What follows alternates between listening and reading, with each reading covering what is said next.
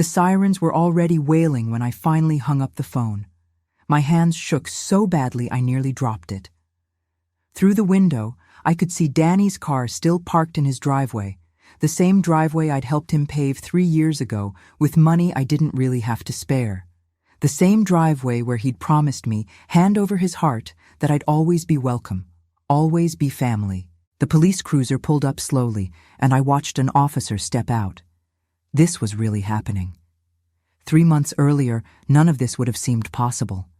3 months earlier, I was still Martha Henderson, devoted mother, recent widow, doing everything right. I lived in the little ranch house Danny had convinced me to buy when I sold my real home in Pittsburgh. You know the kind of place I'm talking about. The house where you raised your kids, where every scratch on the doorframe marked their height, where the kitchen still smelled like Sunday pot roast even years after you stopped making it. That house had memories soaked into the floorboards, but Danny said Phoenix would be better for me. Warmer climate, closer to him. Better doctors for my arthritis and my heart condition. The heart condition that would become his favorite weapon. I remember the day he first used it against me. It was subtle. I'd called to ask about visiting for Thanksgiving, and he'd gone quiet on the other end of the line. Then came that tone, that careful, concerned tone that made my skin crawl even though I couldn't explain why. "Mom, you know the doctor said you need to avoid stress. Flying is stressful. All those people, all those germs. What if something happened to you on the plane? We'd never forgive ourselves." The words were loving. The delivery was a locked door. I told myself he was right to worry. After all, I wasn't 20 anymore. My heart had given me a scare the year before. Nothing major. Just enough to put me on medication and make me more cautious. And Danny had always been protective, even as a boy. When his father was alive, Danny used to check the locks on the doors every night, making sure we were safe. So maybe this was just that same instinct, right? Maybe I was being paranoid, reading cruelty into concern. The thing about manipulation is that it doesn't announce itself. It doesn't walk through your door wearing a villain's cape. It tiptoes in wearing the face of someone you love, speaking in the voice of someone who cares, until you can't tell the difference anymore between protection and prison. And I fell for it. God help me. I fell for it completely. When Danny called to tell me his wife Sarah was pregnant, I cried happy tears. Finally, a grandbaby. I'd been waiting so long, and at 68, I wasn't getting any younger.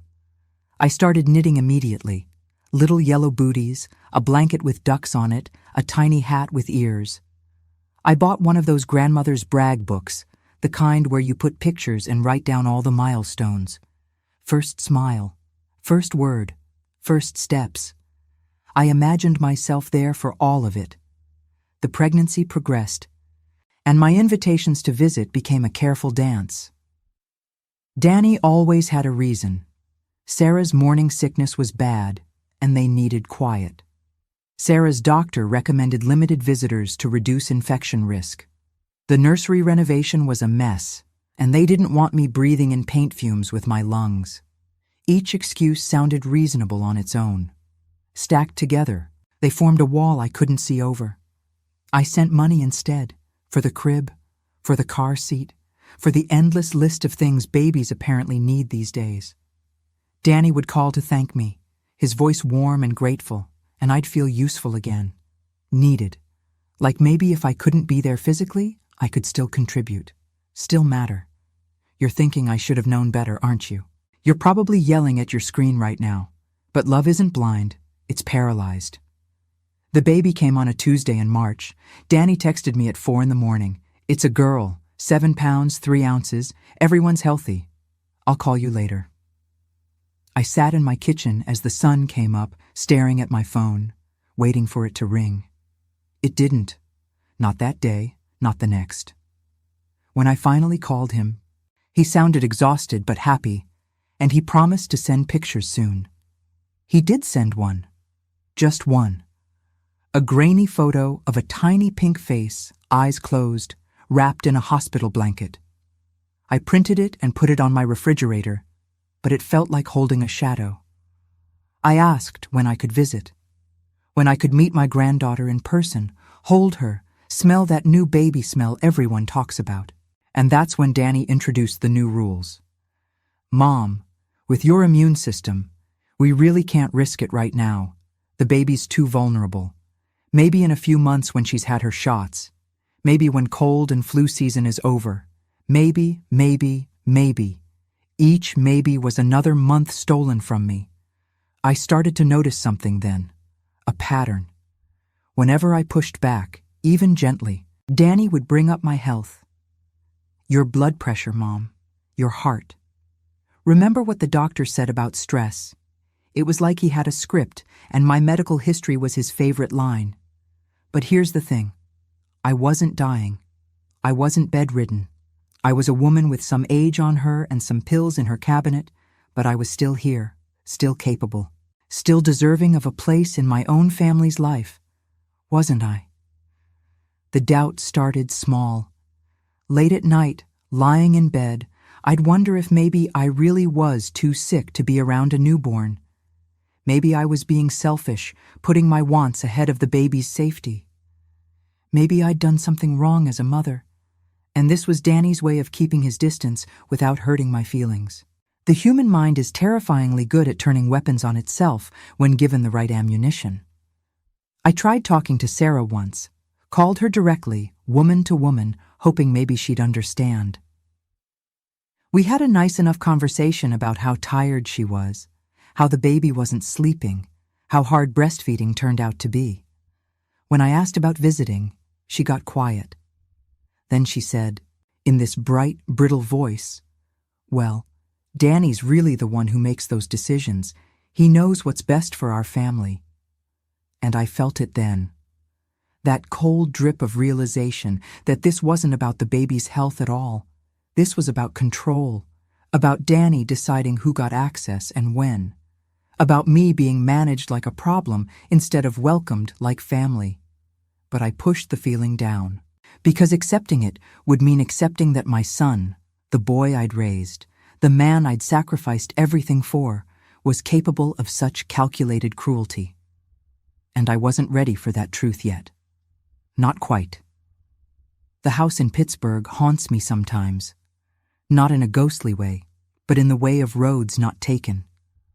I think about the garden I had there, the roses I'd spent 20 years cultivating, the tomatoes that came in so heavy every August I'd have to give them away to neighbors. I think about my book club that met every Thursday, the women I'd known for decades who actually wanted my company. I think about the church where I'd sung in the choir, where people knew my name and asked how I was doing like they actually cared about the answer. I gave it all up because Danny said Phoenix would be better for me. And maybe part of me wanted to believe it because John had just died, and the house felt too big and too empty without him. Maybe I was looking for a reason to run from the memories, and Danny offered me one gift wrapped in concern for my well-being. "Come be near us, Mom.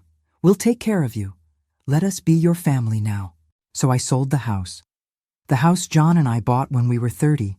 The house where we raised Danny. The house that held every version of my life I'd ever loved. The market was good. I got a decent price. Enough to buy the little ranch here and still have money left over. Money I started sending to Danny every month like clockwork. $500. Sometimes more if he said they needed it. For the baby. For unexpected expenses, for whatever story he'd crafted that month about why they were struggling. I never asked for it back, never even mentioned it after I sent it. That's not what mothers do, right?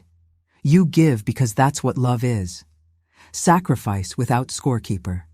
I gave up my home, gave up my friends, gave up the life I'd built over 7 decades. I moved to a city where I knew no one, where the heat made my joints swell and the dry air made me cough, where every street was unfamiliar and every face was a stranger's. And I did it gladly because I thought it meant being closer to my son, being useful, being wanted. I look back now and wonder what the hell I was thinking. But that's the thing about hindsight.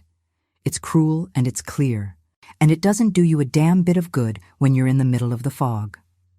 When you're making decisions based on hope instead of evidence.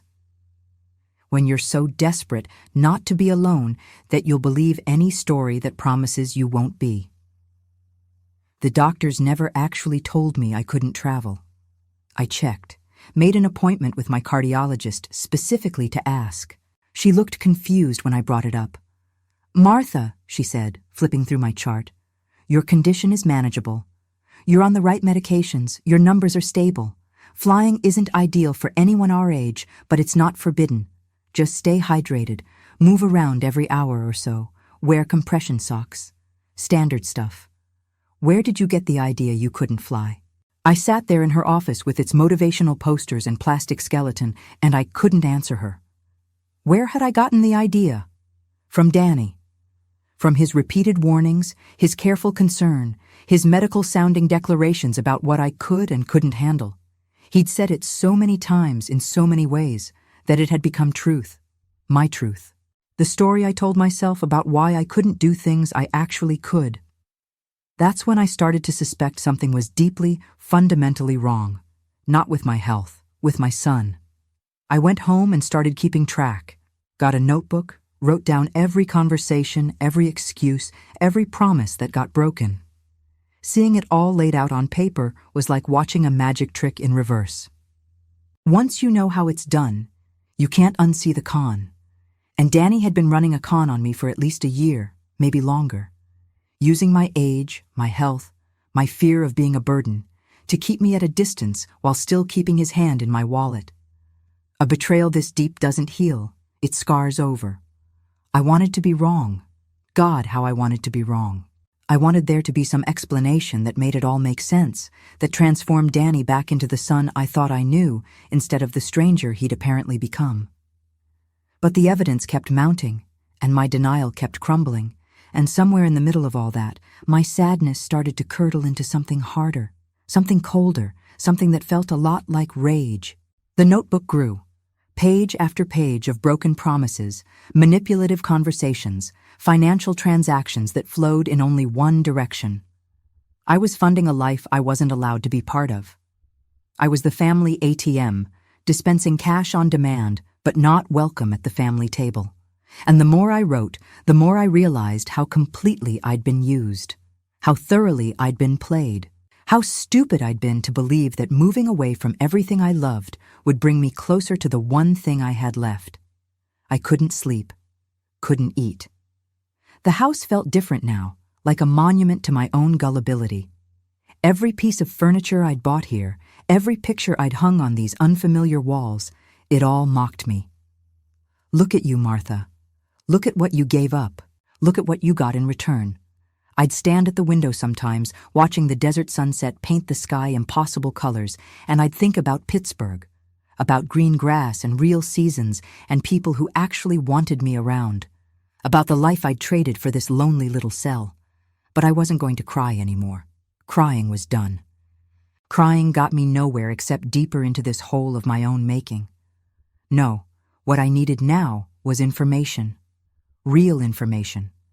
Not the filtered version Danny fed me. Not the carefully curated updates designed to keep me placated and paying. I needed to see what was actually happening in their life, the life I was financing but forbidden to join. And that's when I remembered social media. I'd never been much for it myself, but I knew Danny and Sarah were active, posting pictures, sharing updates, living their lives in public for everyone except me to see. I created an account under a fake name. Felt ridiculous doing it, like some kind of amateur spy. But I needed to know. Needed to see the truth with my own eyes instead of filtered through Danny's lies. What I found broke something in me that I didn't know could still break. Pictures. Dozens of them. Hundreds. Danny and Sarah at the park with the baby, at restaurants, at friends' houses, big gatherings, close contact, no masks, no precautions, no paranoia about germs or immune systems or any of the bullshit excuses he'd been feeding me for months. Everyone smiling, everyone healthy. Everyone except me because I wasn't there, wasn't invited, wasn't wanted. There was a photo from the baby's 1-month birthday party, a party I didn't know about, a party where at least 20 people crowded around my granddaughter, holding her, kissing her, celebrating her. 20 people whose immune systems were apparently acceptable, whose presence wasn't a threat, who were special enough, important enough, worthy enough to be included. And I sat in my kitchen in Phoenix, staring at these images on a glowing screen, realizing that the only danger to that baby was the one Danny had invented to keep me away. The danger of me. I later learned that 1 in 10 Americans over 60 experience some form of elder abuse. 1 in 10. And most of it comes from family members, the people who are supposed to love you, protect you, honor you. Instead, they use you, they isolate you, they make you doubt your own reality until you can't tell what's true anymore. I was one of them, and I didn't even know it had a name. Didn't know that what Danny was doing to me was textbook manipulation, classic isolation tactics, deliberate emotional abuse wrapped in a package of false concern. Sitting there with my fake social media account and my breaking heart, I understood something crucial. This wasn't going to get better. Danny wasn't going to wake up one day and decide to be a decent son. Sarah wasn't going to overrule him and invite me over. The baby was going to grow up not knowing my face, not knowing my voice, not knowing that somewhere in Phoenix there was a grandmother who loved her desperately despite never being allowed to show it. This was my future, unless I changed it, unless I fought back. But how do you fight your own son? How do you go to war with the person you gave life to, the person you'd die for without hesitation? How do you look at someone who came from your body and say, "You're hurting me, and I won't let you anymore"? The question sat heavy in my chest, right next to my bad heart and my wounded pride. And I didn't have an answer yet. But I was starting to realize that doing nothing, accepting this, letting Danny continue to control my life from a distance, that wasn't an option anymore either. The breaking point came on a random Thursday afternoon. I'd gone to my neighbor's house to water her plants while she was out of town. Linda was a sweet woman, mid-70s, still sharp as a tack. We'd become friendly over the past year, nothing deep, just the kind of neighborly relationship where you chat over the fence and collect each other's mail. She'd left a note asking me to check her mailbox too. And while I was gathering her stack of catalogs and bills, I noticed her refrigerator, covered in photos. Her grandkids, mostly. 3 of them, ranging from toddler to teenager. Pictures of birthday parties, Christmas mornings, random Tuesday afternoons. Pictures of her holding them, reading to them, making cookies with them. An entire childhood documented in refrigerator magnets. And something about seeing it, seeing the casual evidence of a normal grandmother's life, the life I should have had, the life Danny had stolen from me, it just cracked me open. I stood there in Linda's kitchen surrounded by her plants and her photos and her normal, healthy relationship with her family. And I wept. Deep, ugly, gasping sobs that hurt my ribs and made my head pound. When I finally pulled myself together enough to finish watering the plants and lock up, I walked back to my house and looked at my own refrigerator. One photo, one grainy, distant photo of a baby I'd never held, and underneath it, held up by the same magnet, was a sticky note in my own handwriting. Danny and Sarah, monthly, $500. A reminder I didn't need because I never forgot. Never missed a payment. Never failed to send the money even when my own bills were tight. Even when my own health issues required expensive medications. Even when I had to choose between my needs and theirs, I always chose theirs. Because that's what mothers do. That's what love looks like. Sacrifice. Except it's not supposed to be one-sided. It's not supposed to leave you empty and alone and staring at a refrigerator that should be covered in the faces of people who love you back. And standing there in my kitchen, I finally let myself feel the full weight of what Danny had done to me. Not just the isolation, not just the manipulation, not just the financial exploitation, but the erasure. He'd erased me from his life, from his daughter's life, from the story of his family, kept me just close enough to be useful, just distant enough to be invisible. And he'd done it so smoothly, so gradually, with such perfectly crafted concern, that I'd helped him do it. I'd handed him the tools to erase me, and I'd thanked him for using them. Something hardened in me then. Something that felt like the last soft part of me finally calcifying into something that could survive what came next. I walked to the phone, picked it up, and almost called Danny right then to scream at him, to demand answers, to force a confrontation I wasn't ready for. But I stopped, put the phone down. Because I realized that confronting him now, like this, in this state, would accomplish nothing. He'd deny it.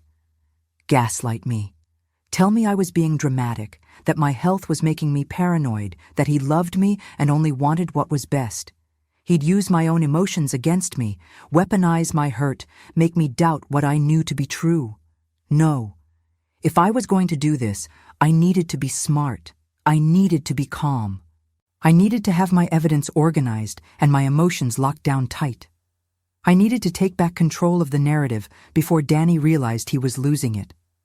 And most of all, I needed to figure out what I actually wanted. Did I want an apology? Did I want access to my granddaughter? Did I want revenge? Did I want justice? Did I want all of it? None of it? Something else entirely. I sat down with my notebook and started a new page. Not a record of Danny's lies this time, but a list of my own truths.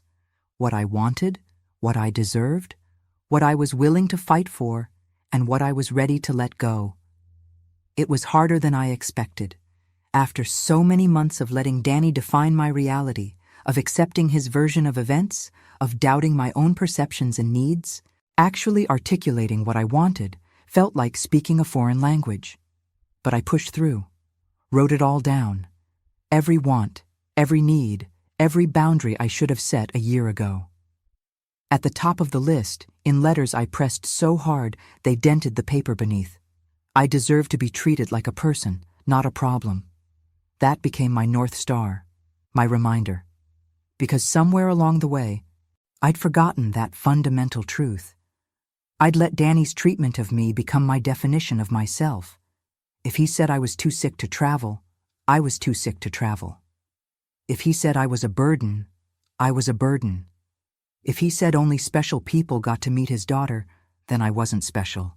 But none of that was true. None of it had ever been true. It was just a story Danny told to justify treating me like garbage while keeping his hand in my wallet, and I was done living in Danny's story. It was time to write my own. The ally I needed appeared exactly when I needed her, which makes me believe in providence or fate or whatever you want to call the universe's timing. Her name was Diane Murphy, and she'd been my best friend 40 years ago in Pittsburgh before life took us in different directions. She tracked me down through social media, sent me a message saying she'd been thinking about me and wanted to reconnect. We talked on the phone for 3 hours that first night, catching up on decades of living, and when I finally, hesitantly, told her what was happening with Danny, the silence on her end was louder than any words could have been. Then she said, in a voice sharp as broken glass, "Martha Henderson, you are being abused. Do you hear me? This is abuse, and you don't have to take it." Nobody had said it out loud before. I'd thought it, suspected it, danced around it in my notebook. But hearing someone else name it, someone who knew me before I became this smaller version of myself, it was like permission to stop pretending this was normal, to stop defending Danny in my own head, to stop making excuses for behavior that had no excuse. Diane didn't let me off the hook either. She pushed, asked questions I didn't want to answer. Why are you still sending him money? What do you think will happen if you stop? What's the worst he can do to you that he hasn't already done? And I didn't have good answers because the truth was embarrassing. The truth was that I'd been afraid. Afraid that if I stopped paying, I'd lose even the minimal contact I had. Afraid that cutting off the money meant cutting off any hope of ever meeting my granddaughter. Afraid of being completely alone in a city where I didn't belong, with no family to call mine. But Diane pointed out something I couldn't see on my own. You're already alone, Martha. You're already cut off. The only difference is you're paying for the privilege of being excluded. And that, more than anything else she said, more than all the statistics and articles about elder abuse she sent me, more than her offers to come visit or fly me back to Pittsburgh. That one observation changed everything. Because she was right. I was already living my worst-case scenario. Danny had already taken everything he could take from me except my money, and I was handing that over voluntarily, like paying for a subscription to my own suffering. So I stopped. Made the decision on a Sunday night after another week without a call from Danny. Another week of silence from the family I'd bankrupted myself trying to stay connected to. I logged into my bank account and canceled the automatic transfer. $500 a month might not sound like much to some people, but on a fixed income, it was groceries. It was medications. It was the difference between comfortable and struggling. And I'd been struggling for over a year, choosing Danny's comfort over my own because I thought that's what mothers did. But I was done being that kind of mother. The kind who lights herself on fire to keep her child warm. The kind who sacrifices everything and gets nothing but contempt in return. I was going to be a different kind of mother now. The kind who had boundaries. The kind who demanded respect. The kind who understood that love shouldn't cost this much. The money sat in my account like a small revolution. $6,000 I'd sent Danny over the past year, plus whatever I'd sent before I started keeping records.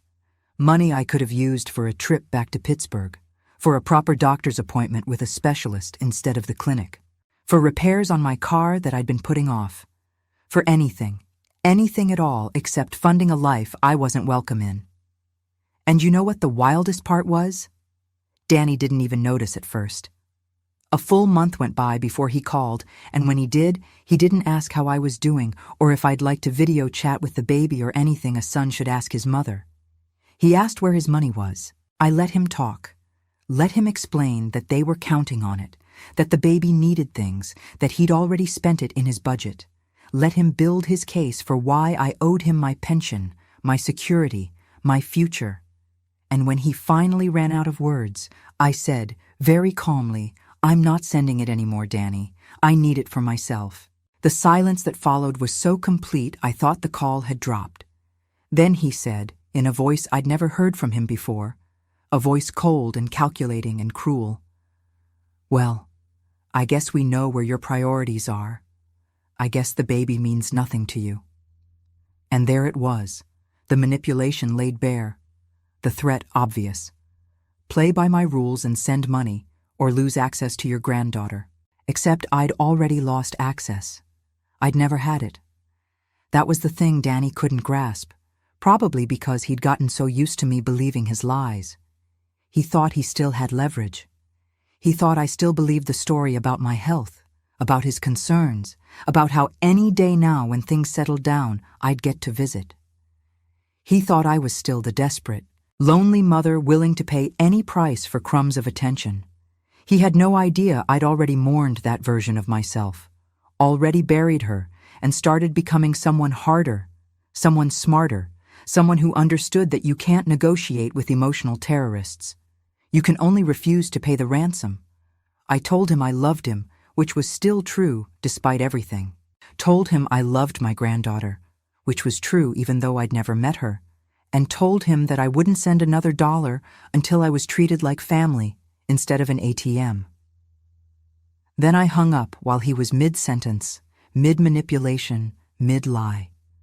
Turned off my phone and sat in the sudden silence of my kitchen, feeling something I hadn't felt in over a year. Power, control, the simple, radical act of saying no and meaning it. Diane called it my Independence Day. Said I should celebrate, maybe buy myself something nice with the money I wasn't sending Danny. But I wasn't ready to celebrate yet, because cutting off the money was just the first step. It didn't get me access to my granddaughter, didn't repair the relationship or force Danny to admit what he'd done. It just stopped the bleeding. And I wanted more than that. I wanted accountability. I wanted consequences. I wanted Danny to understand, really understand, how badly he'd hurt me. But how do you make someone feel empathy when they've proven themselves capable of treating you like nothing? How do you teach regret to someone who shows no shame? The questions circled in my head, and I didn't have answers. Not yet. But I was learning to be okay with that. Learning that not knowing the endgame didn't mean I couldn't take the next step. And the next step was clear. I needed to confront Danny, not on the phone where he could hang up or talk over me. Not through text where he could ignore me or craft perfect responses.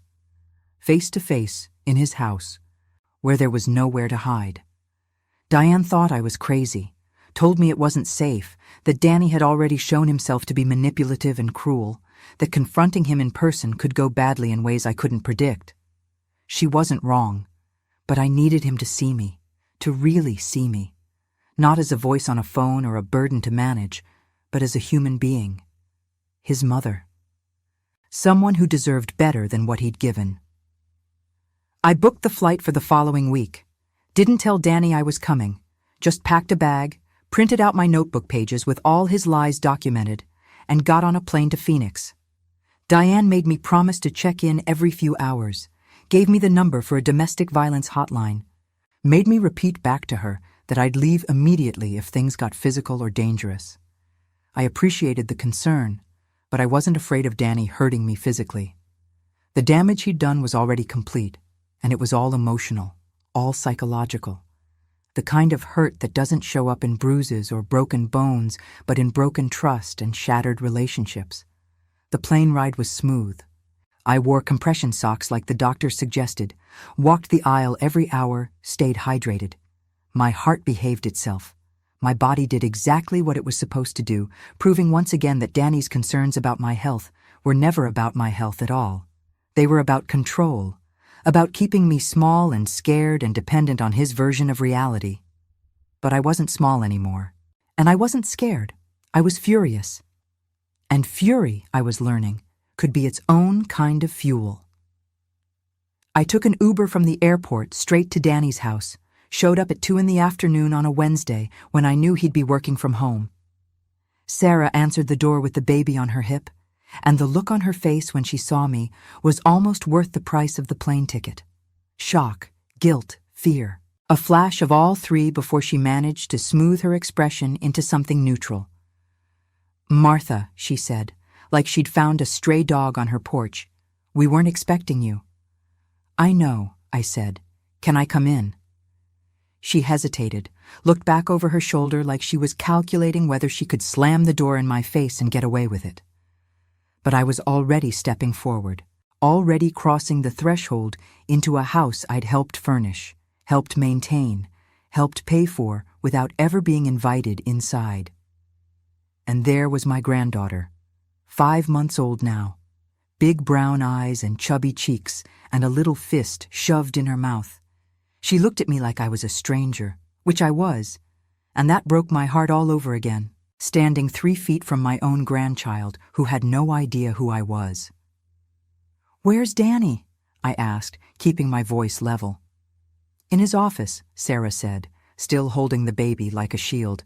"But Martha, now's not really a good time. Maybe if you'd called first, we could have arranged something." "I'm here to arrange something now," I said. And I walked past her, down the hall, to the room I knew Danny used as his home office. The door was closed. I knocked once, then opened it before he could answer. He was at his desk, headphones on, staring at his computer screen. When he saw me standing there, his face went through the same progression as Sarah's. Shock, guilt, fear, then anger, hot and bright, and directed at me like I was the problem. Like I was the one who'd done something wrong. "What the hell are you doing here?" he said, pulling off his headphones. "We need to talk," I said. And I closed the door behind me. What followed was not a conversation. It was an excavation. I laid out everything I'd documented, every lie he'd told about my health, every excuse he'd made to keep me away. Every dollar I'd sent that he'd accepted without gratitude or shame. Every social media post showing the life he'd hidden from me while claiming to protect me. I spoke calmly, methodically, watching his face cycle through denial and defensiveness, and finally, when he realized I had receipts for everything, a kind of cold fury that scared me more than I wanted to admit.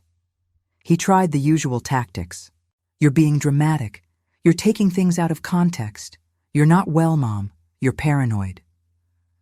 But I'd prepared for this. I had Diane on speed dial. I had documentation. I had the truth on my side, and for once, that felt like enough. When he realized his usual manipulation wasn't working, he switched tactics, started playing the victim. Do you have any idea how hard it's been? How stressful? We're exhausted, we're broke, we can barely keep our heads above water, and you want to add to that stress by showing up unannounced and making demands? I'm not making demands, I said. I'm setting boundaries. I'm telling you that I will not continue to fund your life while being excluded from it. I'm telling you that if you want a relationship with me, it will be built on honesty and respect, not manipulation and money. Then I guess we don't have a relationship, he said. And the way he said it, so casual, so final, like he'd been waiting for permission to cut me loose. It confirmed everything I'd suspected. I wasn't his mother to him. I was a resource to be managed. And now that I wasn't cooperating, I was expendable. I looked at him sitting there in his expensive office chair in his nice house that I'd helped him afford, and I felt something shift. The anger was still there, but underneath it was something clearer. Sadness. Not for what I was losing, but for what I'd never really had. The son I thought I'd raised didn't exist. Maybe he never had.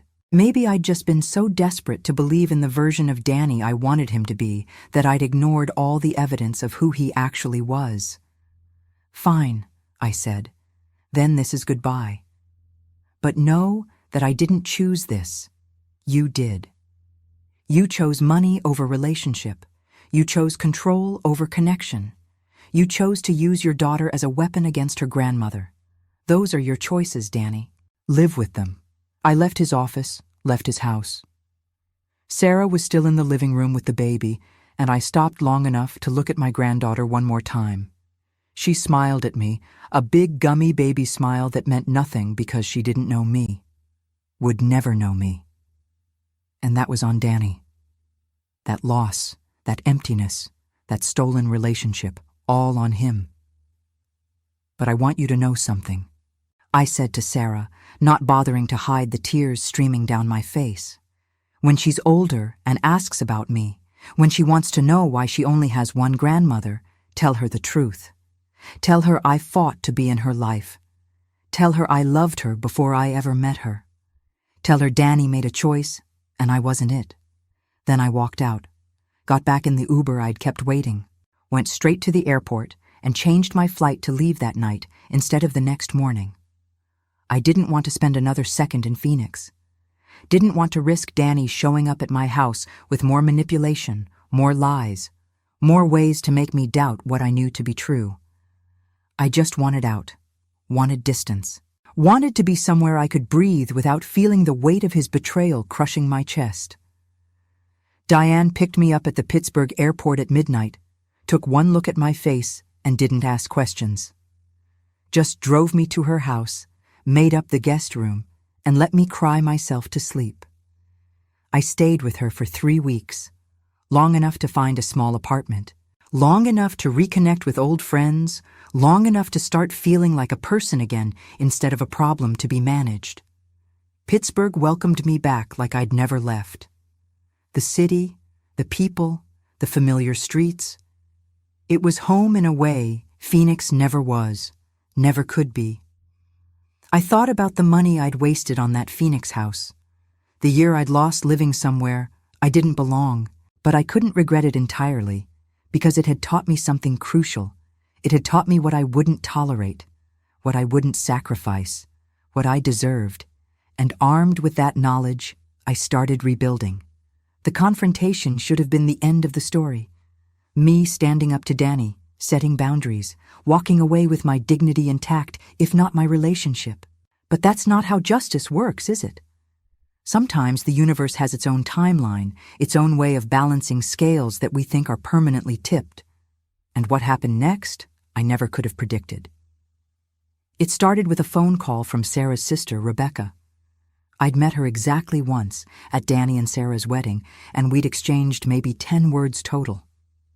But she tracked down my new number and called me 3 months after I'd moved back to Pittsburgh. Said she needed to talk to me about Danny, about things she'd found out, about things she thought I deserved to know. Rebecca met me at a coffee shop downtown, and what she told me over lattes and scones was like watching dominoes fall. Turns out, I wasn't the only person Danny had been scamming. He'd taken out credit cards in Sarah's name without telling her, maxed them out on God knows what. He'd borrowed money from Sarah's parents under false pretenses, claiming medical expenses for the baby that never actually existed. He'd been fired from his job 2 months before the baby was born, but never told Sarah. Just pretended to go to work every day while actually applying for unemployment and gambling online with what was left of their savings. The house of cards was collapsing, and Rebecca was there to watch it fall. Sarah had finally looked at their bank statements, their credit reports, the mountain of debt Danny had buried them under, and she was leaving him. Filing for divorce. Taking the baby and moving back in with her parents. Rebecca thought I should know because some of the debts were in accounts Danny had claimed were joint with me. He'd used my name, my credit, my identity without my knowledge or permission. Identity theft on top of financial abuse, on top of emotional manipulation. I sat there listening to Rebecca detail the full extent of Danny's lies, and I felt something I didn't expect. Not satisfaction, not vindication, just deep, bone-tired sadness. Because this was my son she was describing, this liar, this thief, this man willing to destroy everyone around him to maintain his lifestyle. Where had I gone wrong? What had I missed when he was growing up that let him become this? Or was it nothing I'd done at all? Was he just wired wrong somehow, missing the chip that makes people capable of empathy and honesty and love? Rebecca gave me the contact information for Sarah's lawyer, said I should press charges for the identity theft, should protect myself legally from any debts Danny tried to stick me with. She also said, and this surprised me, that Sarah was sorry. Sorry for participating in keeping me away from the baby. Sorry for not standing up to Danny when she knew what he was doing was wrong. Sorry for choosing the path of least resistance instead of doing the right thing. It was too little, too late. But I appreciated the gesture, appreciated knowing that not everyone in Danny's life was as morally bankrupt as he was. I did press charges, filed a police report, worked with the lawyer, protected my credit and my identity from any further damage Danny might try to inflict. And that's how the police ended up at Danny's house that day 3 months earlier, the day I started this story. They were there to arrest him for identity theft, fraud, and a handful of other charges that Rebecca's lawyer had helped me document. I wasn't there to see it happen, thank God, but Rebecca sent me updates, told me Danny tried to play the victim, tried to claim it was all a misunderstanding, tried to blame Sarah and me and anyone but himself. But the evidence was overwhelming. Bank statements, credit card applications with my forged signature, recordings of him lying to Sarah's parents about why he needed money. The kind of proof that even Danny's silver tongue couldn't talk his way around. He was charged, arraigned, and eventually pled guilty as part of a deal that kept him out of prison, but put him on probation and required him to make restitution. Not that he had any money to make restitution with, but the court ordered it anyway, added it to the mountain of consequences he'd spent his whole life running from. Sarah got full custody of the baby. Danny got supervised visitation and a criminal record. And me? I got something I didn't expect. An invitation. Sarah reached out through Rebecca, said she wanted to make things right, wanted her daughter to know her grandmother, wanted to apologize in person for the role she'd played in Danny's schemes. I was hesitant, suspicious even. Wondered if this was another manipulation, another way to hurt me. But Diane encouraged me to at least hear her out, said everyone deserves a chance to make amends, even if you don't have to accept it. So I met with Sarah. She brought the baby, who was 8 months old by then, and even more beautiful than her pictures. We met at a park, neutral territory, with Rebecca there as a buffer. And Sarah apologized. Really apologized. Not the kind where you make excuses or minimize what you did, but the kind where you own your mistakes and ask forgiveness without expecting to receive it. She told me about the years of manipulation, how Danny had isolated her from her own family, how he'd convinced her that keeping me away was protecting the baby, when really it was just protecting his lies. She cried. I cried. The baby laughed and reached for a bird. And in that moment, I realized that justice isn't always loud and public and dramatic. Sometimes it's quiet. Sometimes it's sitting in a park with your former daughter-in-law, watching your granddaughter discover dandelions and understanding that some things can be repaired even if they'll never be what they were supposed to be. I see the baby now. Not as often as I'd like, because Sarah and I are still rebuilding trust and she lives 3 hours away. But we video chat weekly and I visit once a month. My granddaughter knows my face now, reaches for me when I arrive, calls me Mimi in that garbled baby talk way that makes my heart hurt in the best possible way. It's not the relationship I thought I'd have. It's not the life I imagined when I first found out I was going to be a grandmother.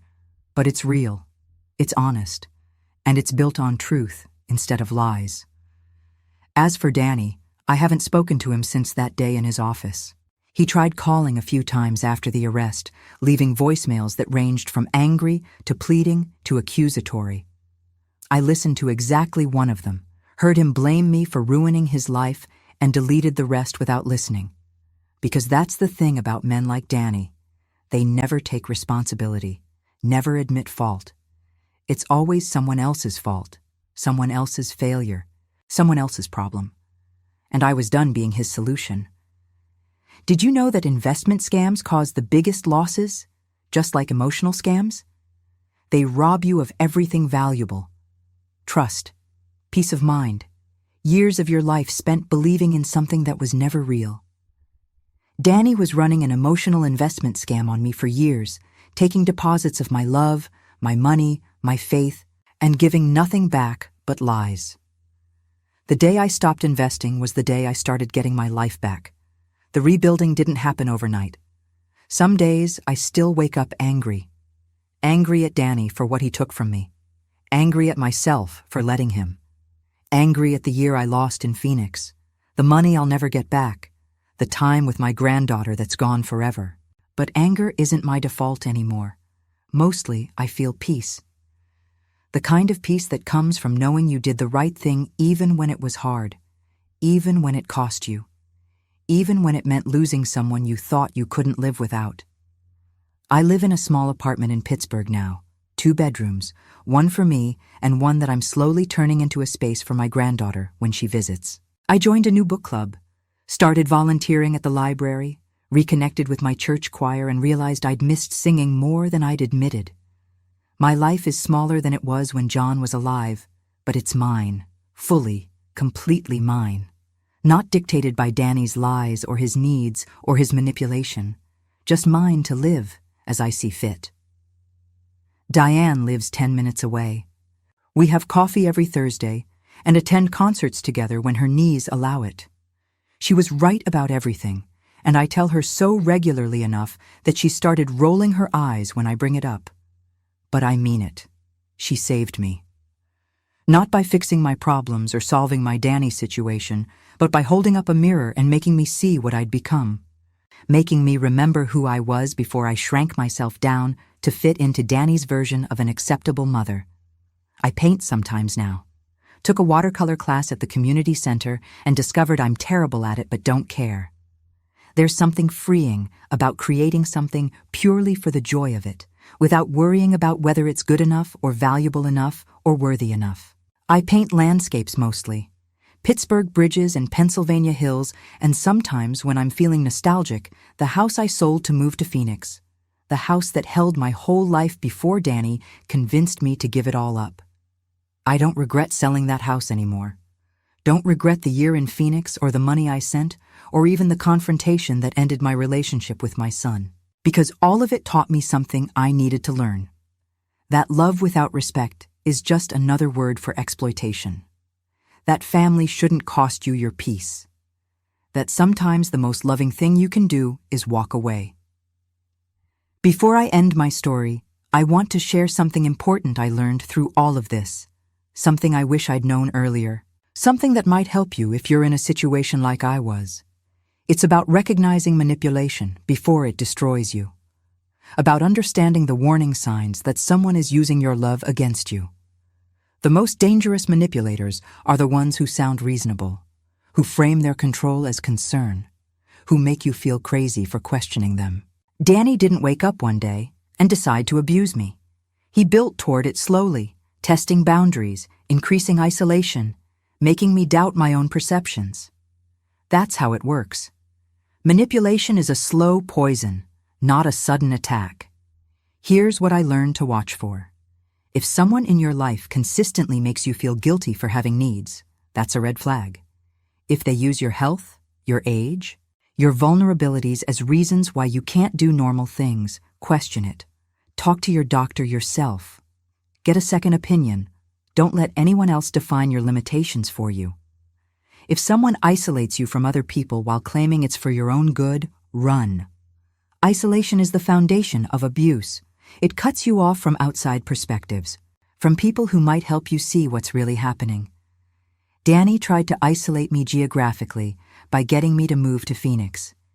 He tried to isolate me socially by using my health as an excuse for why I couldn't see the baby. Isolation makes you dependent on the abuser for information, for companionship, for validation.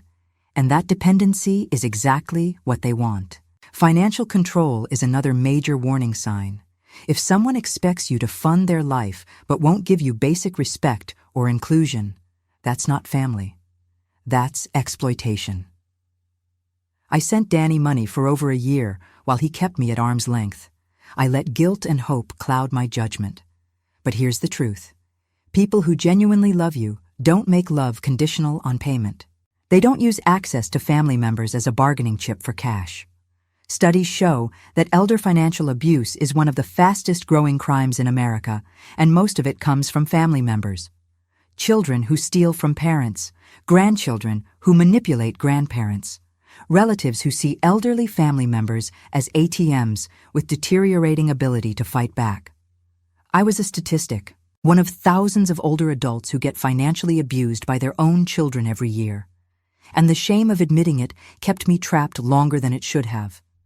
If you're reading this or listening to it and you recognize any of these patterns in your own life, please talk to someone, not your abuser. Someone outside the situation, a friend, a counselor, a lawyer, a domestic violence hotline. Because here's what I wish someone had told me. You're not imagining it. You're not being dramatic. You're not too sensitive or too paranoid or too demanding. If something feels wrong, it probably is wrong. Trust that instinct. And if you're worried about losing the relationship by setting boundaries, ask yourself, what relationship? If the only way to maintain contact is to accept abuse, manipulation, and exploitation, then you don't actually have a relationship. You have a hostage situation where you're both the hostage and the ransom. Walking away might feel like losing everything, but sometimes losing everything is the only way to find yourself again. One more thing. If you're on the other side of this, if you're watching someone you love get manipulated by family members, speak up. Don't wait for them to figure it out on their own. Don't assume they know what's happening. Manipulation works because it's invisible to the person experiencing it. Be Diane for someone. Be the voice that says, "This isn't normal, this isn't okay, you deserve better." You might save someone years of suffering. I learned that 94% of people who experience severe betrayal show symptoms of post-traumatic stress. 94%. That's nearly everyone. Because betrayal by someone you love, someone you trust, someone who's supposed to protect you, it rewires your brain. It changes how you see the world and your place in it. I had nightmares for months after the confrontation with Danny. Panic attacks in grocery stores when I'd see fathers with babies. Intrusive thoughts about all the ways I'd failed as a mother. That's trauma. And it's real. And it's valid. And it takes time to heal. Therapy helped. So did Diane's friendship, and my granddaughter's smile, and the simple act of building a life that didn't revolve around Danny's manipulation. But healing isn't linear. Some days I'm fine. Some days I'm not. Some days I see a mother and son laughing together in the park, and I feel nothing but happiness for them. Other days I see the same thing and have to leave before I start crying. Both reactions are valid. Both are part of the process. The question I get asked most when I tell this story is whether I think Danny will change, whether I think he'll wake up one day and realize what he lost, whether there's hope for reconciliation. And the truth is, I don't know. I don't spend a lot of time thinking about it anymore, because Danny's redemption arc isn't my responsibility. I can't fix him. Can't force him to feel empathy or develop a conscience or suddenly become the son I thought I'd raised. All I can do is protect myself and build a life that doesn't require his participation to have value. Do I hope he changes? Of course. He's my son. Some part of me will always love him, despite everything, will always wish things had been different. But I don't need him to change to be okay. I don't need his apology to have peace. I don't need his acknowledgement of what he did to know that it was wrong. My healing doesn't depend on his growth. And understanding that, accepting that, has been its own kind of freedom. Sarah tells me Danny's struggling, that the probation and the restitution and the divorce have been hard on him, that he's working a job he hates to pay back the people he stole from. Part of me feels satisfaction at that, and I'm not proud of it, but I'm not ashamed either. He made choices. Choices have consequences. He's living with his consequences the same way I'm living with mine. The difference is, my consequences led me toward peace, and his led him toward suffering. That's not my fault. That's math. Thank you for staying with me through this whole story. I know it's long and messy and doesn't have the clean, satisfying ending we all want from stories like this. But real life is messy. Real healing is messy. And I wanted to be honest about that. Wanted you to understand that standing up to abuse doesn't magically fix everything. It just stops the bleeding so you can start to heal. If you connected with anything I shared today, I'd love to hear about it in the comments. Tell me where you're listening from. Tell me what time it is in your part of the world. Tell me if you've ever been in a situation like mine, or if you know someone who has. Tell me what you would have done in my place, because, honestly, I'm still not entirely sure I did everything right. I just did the best I could with the information and resources I had. And some days, that has to be enough. If this story resonated with you, hit that like button.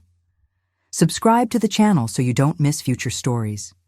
I read every comment and appreciate every single person who takes the time to engage with these narratives. You're not alone in whatever you're going through. Remember that. You're not alone, and you're not crazy. And you deserve better than crumbs from people who should be giving you the whole loaf. Before you go, I want to suggest 2 other stories on this channel that might interest you. There's one about a woman who discovered her husband's second family, and another about a mother-in-law who faked a terminal illness for attention. Both are stories of people finding their strength in impossible situations. Both are worth your time. Until the next story, take care of your heart. Protect it fiercely. Love yourself enough to walk away from people who hurt you, even when those people are family. Especially when those people are family. You deserve peace. You deserve honesty. You deserve relationships built on mutual respect instead of manipulation and fear. Don't settle for less. I did for too long, and I lost years I'll never get back. Learn from my mistake. Be braver than I was. Be smarter than I was. Be kinder to yourself than I was to myself. And if you're Danny, if somehow you're listening to this, know that I forgive you. Not for your sake, but for mine. Because carrying hate is heavy, and I'm tired of heavy things. I forgive you, but I won't forget. I forgive you, but I won't come back. I forgive you, but I won't pretend everything's fine. You made your choices, I made mine. And we both have to live with them now. To everyone else, thank you. Truly. For listening, for caring, for being here. It matters more than you know. Take care of yourselves. Look out for each other. And remember that it's never too late to choose yourself. Never too late to set boundaries. Never too late to walk toward the life you deserve instead of the life someone else decided you should have. Until next time.